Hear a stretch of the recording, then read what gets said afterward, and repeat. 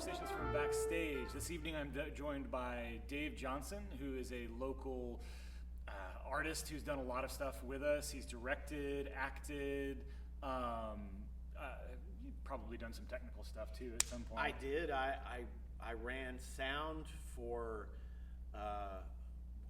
what's the show about Helen Keller? Miracle Worker. Miracle Worker here in the Drama Center. Yeah. I produced and ran sound for that. I produced and ran sound for the Diviners for the Backdoor Playhouse. Yeah. Spent 21 out of 23 days up in that little space that they used to have upstairs. Yeah. And I've done a little bit of stage managing, but that's very little technical stuff, as you would know. Yeah, well, yeah. But what I wanted to specifically talk to you about today was our production of Bartelby the Scrivener, because you actually adapted it for stage. I'm sorry, go back real quick. Bartelby the Scrivener was written by Herman Melville, and it's a story about a barrister. Is that the correct word? Yes, he was an attorney. Yeah, attorney. Yeah, okay. And in those days, I think they used that term. Barrister, yeah. But you adapted this short story by Herman Melville to stage, and then directed it, and came and did everything here along with Chad and Steve and everybody. So that's a pretty unique thing to be able to do. It's not something, I don't think we've ever repeated that here. Not had somebody actually adapt or write a play and produce it here. So how did you get started on that? Where was the idea came from to even adapt Bartelby? 9th grade. Really? My 9th grade English teacher at the school where I went to high school on the U.S. Naval Air Station in Spain had us read that for class, and it for some reason at that age it just captured my imagination and just enthralled me. I don't know what it was about it at that age, because it's a very complex, very difficult for a lot of people to read because of that syntax that he used, and but it stuck with me. And then years later, I would say a good more than 10 years later, when I found myself teaching freshman composition at Tennessee Tech as part of my graduate assistant program, it was in one of the textbooks that we used to teach English classes. At that time, we had a short story, freshman English. It was in there, and I said, I'm putting that on my syllabus. So I taught it in class, and I had a lot of fun with it, teaching it in class. Different ways, but it lends itself to a sort of comedic approach. For example, when I had assigned the story to be read by my students, I had a friend named Rob Piper, and he was a rock climber. I asked him, I said, I want you to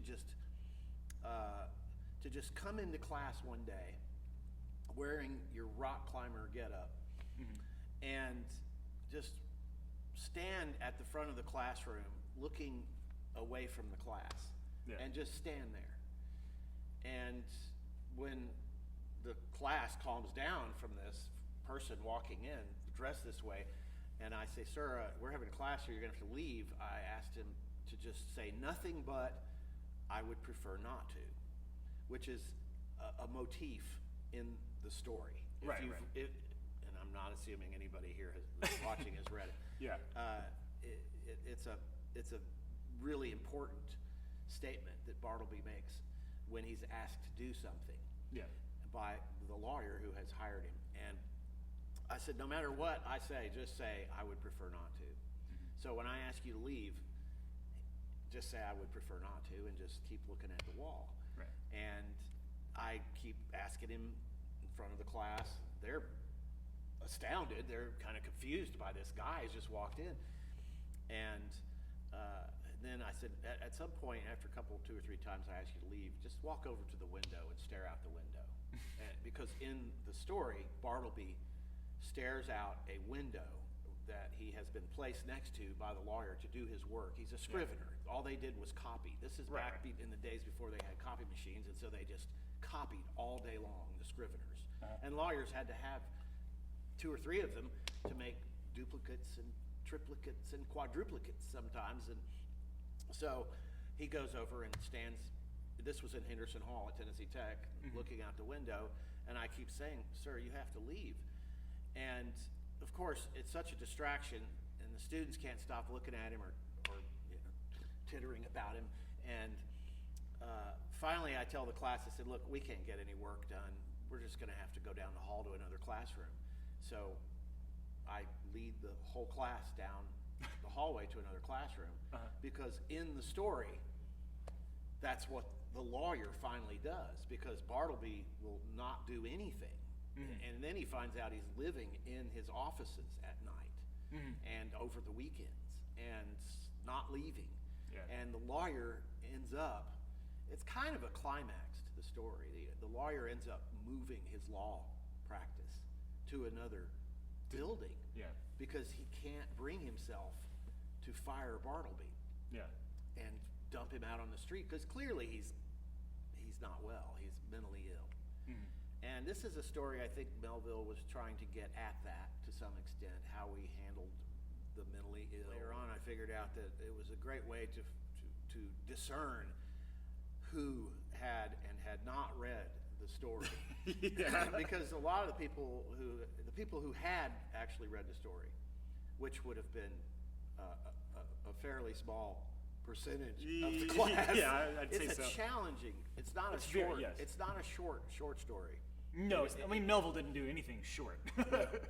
And it's a fairly long short story, and all of those long sentences and circumlocutions, and you could tell the students who got the joke, because they immediately said, "Oh, that's what Bartleby says." But I'd say at least 3/5 of the class were just completely dumbfounded, had no idea what was going on. So how did you get from doing that, deciding to adapting it for stage and bringing it here? How did that happen? Well, it was around that time also that I started doing a lot of theater at the Backdoor Playhouse, and I was in consecutive plays there for 3-4 years, and it occurred to me that this would make a pretty cool play. And it's a comedy, even though it's really heavy. It's a dark comedy, and most of the comedy, it comes from 2 of the characters, Turkey and Nippers, who were played by Brad Brown, who is now the director of Nashville Shakespeare, and Mike Birdwell, Dr. Michael Birdwell, who's a professor of history at Tennessee Tech and who I've been friends with since 1930. I was doing a lot of theater, and it occurred to me, I was teaching at the same time, it occurred to me that this would make a great play. And I started thinking about it, and then I started talking about it, and I talked about it to people for about, what was this, 2002, 2003 we did this show here. I think I must have talked about it for nearly 15 years. I talked to a lot of people about it, and one of those people who I had done theater with too at the time and met through the theater was Scott Strand. Oh yeah, okay. And who recently was in our production of King Lear. And I had talked to him about it before, and at this point, I must have talked to him about it several times over the years, and he finally, after I finished saying whatever I said, he just went, "Well, Dave," he said, "I've heard you talk about this a lot. Let me know when you have a script." And so I started extracting the dialogue, just the dialogue out from the story, because the story has long swaths of the lawyer thinking. It's really the lawyer story. It's entitled Bartelby the Scrivener, but it's really about the internal psychological struggle of the lawyer. And So I extracted all the dialogue out, and then over one weekend, I just powered through it and got my first draft, and stayed up all night working on it, and finally got the first draft. And then I kept working on it until it started to take shape, and it was difficult because I was talking to a theater director at one point, and I was asking him, I'm adapting this play. Do you have any advice? He said, always try as much as you possibly can to have action telling the story. Yeah, exposition doesn't work in plays, at least. Well, it does. It does. But not for too long. No, not too long. Yeah. But that was a problem because the lawyer's thoughts are such a big part of the story, and they're so important to the story that it was problematic, because I wanted to keep the story absolutely pure in terms of Melville's writing. I didn't want to change it. I did not want to update it. There had been many updates. There are 3 or 4 movie versions of this story. I didn't know that, and they're actually. all updates. And there had been adaptations to the stage, and they were updates, but no one had ever just portrayed it in the time and place, which is roughly 1850 Wall Street, New York City. And that's an interesting time. And so I was absolutely dedicated to not corrupting Melville's language. I treated it, I think of it as like, it's not Shakespearean level, but his style of writing is I love it. A lot of people. No, I like it a lot too. I don't know how I would describe it, but yeah, it's very unique and very interesting if you like it, I guess. There's a lot of wordiness. Yeah. He uses more words than a lot of people would prefer. He's like the opposite of Hemingway. Yes, that's exactly right. And everybody knows him for Moby Dick and My Name is Ishmael, and he's heavy. But this really showed some range to his thematic ideas in terms of how he looked at the world and how he approached the human condition. It's a really existentialist, pure existentialist story. But the characters in the story are very funny. Yeah. Turkey and Nippers, as I said, played by Michael Birdwell and Brad Brown, respectively. They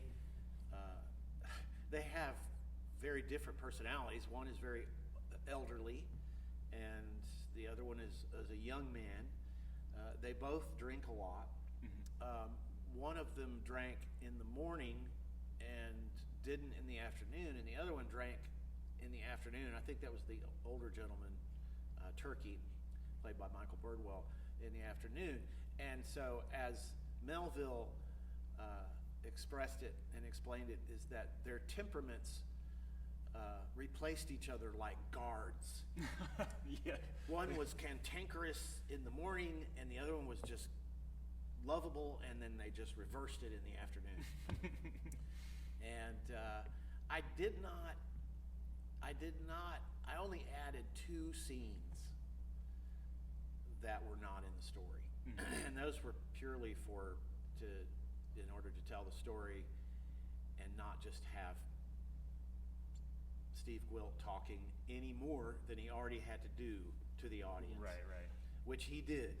And to this day, I think Steve will tell you it's the most lines he's ever had to memorize. I killed him with this thing. It was, and I should have cut it more, but I cut and cut on it. But every time I sat down to cut, I was like amputating. I couldn't stand, and so he ended up with a lot of lines, not only in dialogue, but also in his soliloquies to the audience. And I even had, and there's a character in the story named Ginger Nut, who was played by Becky McGurra's son, Max McGurk. He was exact age 12 at the time that the character in the story is, and he's just a little gopher they've hired to sweep and go get things for them, and that's how he got his name. Was he's always bringing these ginger nuts back for Turkey. The older guy just would chew on these ginger nut cakes all day long. This character interacting with those two characters, and there's a lot of funny business. Yeah.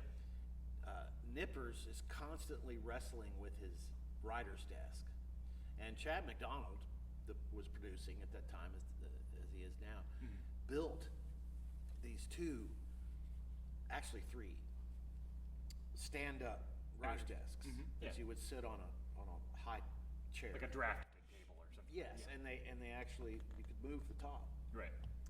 And in the story, Nippers is constantly wrestling with this desk, and he's putting things up under the legs of it to prop it up and moving it up and down, and that's some business that, and then their interaction. And then the first time when they all sit down whenever they would finish their quadruplicates, they would all sit down and read through them together to check for them. errors. Yes. Yeah.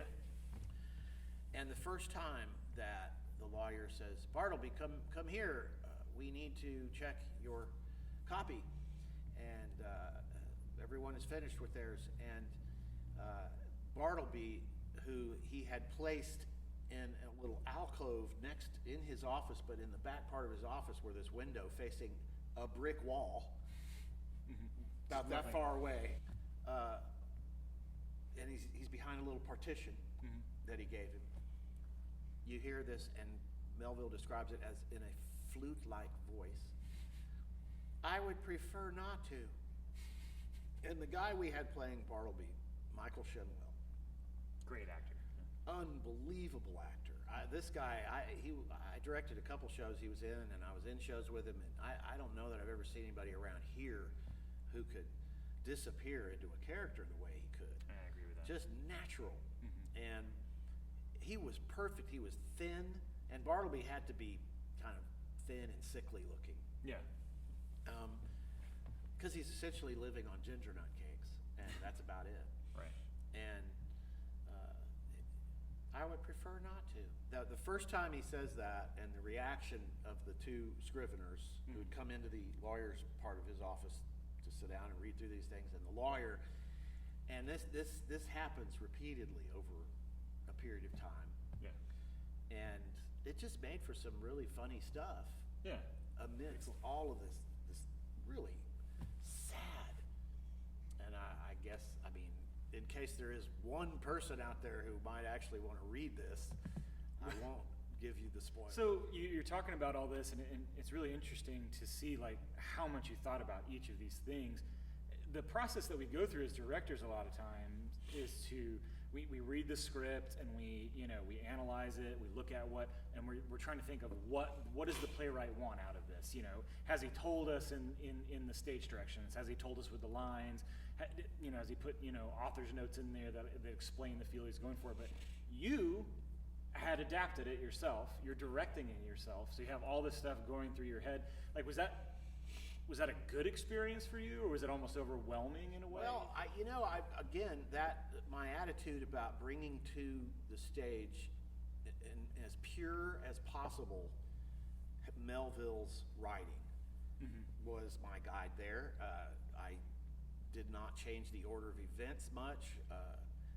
I extracted the exact dialogue. Every single word you hear in the script is, except for the couple of scenes that I added. Right. I added a dining house scene, and which enabled me to get some thoughts that the lawyer had in the form of a conversation with the other. So he has them when he tells them that he's going to move. Oh yeah. The business. He wants to tell them out of earshot of Bartleby. Right. In the story, he just thinks it, and you don't ever find out that, or you don't hear him talk about when he told them. Yeah. He just, Right. I created a conversation where he announces that he's going to move the business. Sad. I wanted them to have as pure an experience with the story as we could possibly present. Yeah. One thing that I definitely want to make sure to comment on is the set that Steve Wilk came up with. it was masterful what he came up with, because it presented some difficulties in terms of the geometry of it, and to be able to capture the office. Well, It's all one office, and you had, and then when you came into the office, that's where the Scriveners were working, and then the lawyer had a separate. Yeah, that's what I mean. There was a larger wall. room and then a smaller Right, room, right. and you have to be able to see both of Right, those. and then you had to have a place for Bartleby to be seen, Yeah. where he was in with the lawyer. So Steve came up with this sort of three-dimensional, I mean, it was three-dimensional, Right. set that it's kind of hard to describe, but he really pulled it off, and it made it work. it was We had to great. envision everything, because, I mean, we had no Yeah. template to work from at all. So, and as you know, the set of a show can make or break it. Oh yeah. Yeah. I mean, I don't know if I know people go in and they say, "Oh, that's nice," but from a directing standpoint, being able to carry a show off on the right set is huge. Yeah. And so, and then what was really cool was Max's mom, Becky Magura, who has been the general manager of WCT for a long time. She decided to bring a 3-camera crew over here, and over 2 nights we filmed it with I live didn't know that. audience. Really? Yeah, and they ended up playing it on WCTE multiple times over, and I can't forget the artistic director and director of the Bryan Symphony at the time, Brendan Townsend. I told him about this play that I had adapted by Melville, and that it had occurred to me that it would he was a cellist, that it would be really cool if it had cello music between scenes. As a lot of people who go to theater, you know, when you have blackouts, you want to have some sound, usually music. Yeah. And I said, I just thought if you were interested, it'd be really cool if you wanted to compose some music for this original adaptation. Love to have some. I think cello, just a solo cello would be perfect for it, because there's this just melancholy to this whole thing. And he said, well, I'll think about it. And so we talked about it a few times, and he said, I started putting some things down. And I remember we were in a golf cart at, I think, Ironwood Golf Course one day when I was talking to him about it. I said, the only thing that I can give you is any kind of a lead on it is that I've got in my head, there's a line that runs through the play, I would prefer not to. And it comes off in my head as this, I would prefer not to, or I would prefer not to, which sounds like Beethoven, I guess. And he composed an original score. And then I got the idea to put him on stage with the show. He's going to be here for the opening weekend, because, you know, we do 2 weekends. Right. And I said, well, I'm going to put you on stage for the first weekend if you can do it. He said, sure.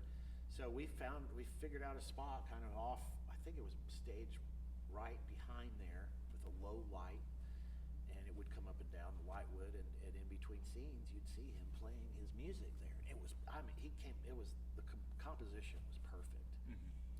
And so then we liked it so much, he had to fly back, and we put together, I guess Chad came up with some money to buy him a plane ticket to come back. Oh, The so you could do it second again. weekend. Yeah. So he played every show. That's live, so awesome. with the exception of one, Yeah. because we had it recorded. And I wonder if that music is still up there around there somewhere. But Chad might have it. I was talking to Brendan recently, and I said, we ended up talking about it. I said, do you still have that music? And he said, I don't know. But then not long ago, I got a message from him saying he'd found it. So Cool. Well, it's still around then. Yeah. You know, in sheet form. it was really good too. Yeah. Oh yeah, I remember it. No, being- there's a recording of it, and Becky was very careful to feature him in the television. Oh, or on in with a the camera. video production. Yeah. And they did a good job with it, with the 3 cameras. Yeah. Cool. What's funny is that, you know Brian Thompson, and he's been coming to shows forever. Yeah. And been in a bunch. Yeah. And very talented actor himself. Right. And he's sitting on the front row, and you can kind of see the tops of the heads of people on the front row. Yeah. And you can hear him laughing at various points. Which is very distinct. It's a very distinct laugh, along with other people laughing. Yeah. And you know, most people said they really liked the show. They really I enjoyed it. Yeah. It was such a weird story. I didn't, and you know, to tell you the truth, 2003 would have been the year after I had graduated high school, and so I had read Bartelby the Scrivener 2 or 3 years before I saw it, and I So you read it in high school too? Yes, I like it. I like Melville, but Bartelby was not my favorite. I did not I mean, you know, I didn't particularly get it because I you know, that listlessness and that moroseness and everything hadn't really gelled in my mind. You know, I'm just out of high school. It's not the same thing. You know, I often wonder what the heck in ninth grade made. You know, it's probably a good indication of the mental health issues to come.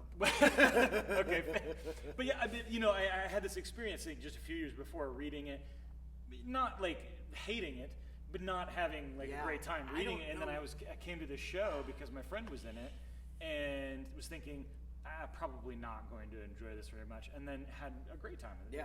It was really good. Well, distilled down like that to the essential story, without all the circumlocutional syntax of Melville's writing style, it really presented itself in a great way, and I would love to produce it again sometime. And I sent the script off one time to, I think, French's play or what are they? It's not Dramatist Play Service, and French's. There's Dramatist Play Publishing, and then French's Dramatic. That's something. it. Yeah.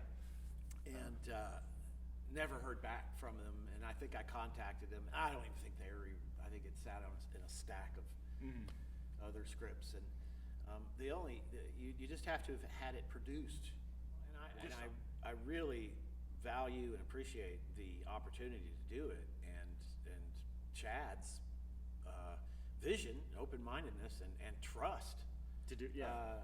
You know, I don't know where else I would have ever been able to do that. Maybe in a university setting somehow, but Possibly. Yeah. but I really, among all my theater experiences, that's right up there at the top, and I have to give my thanks to Chad and the Drama Center still at that time, I believe. Yeah, it was Drama Center then. Staff and the opportunity here in Cookeville to be able to produce and direct and be involved in such a great production. Yeah. I think it's just a testament to how great it is to have these opportunities here with the Department of Leisure Services. Yeah. So, thanks for asking me to come and talk about it. It's fun to talk about. Yeah.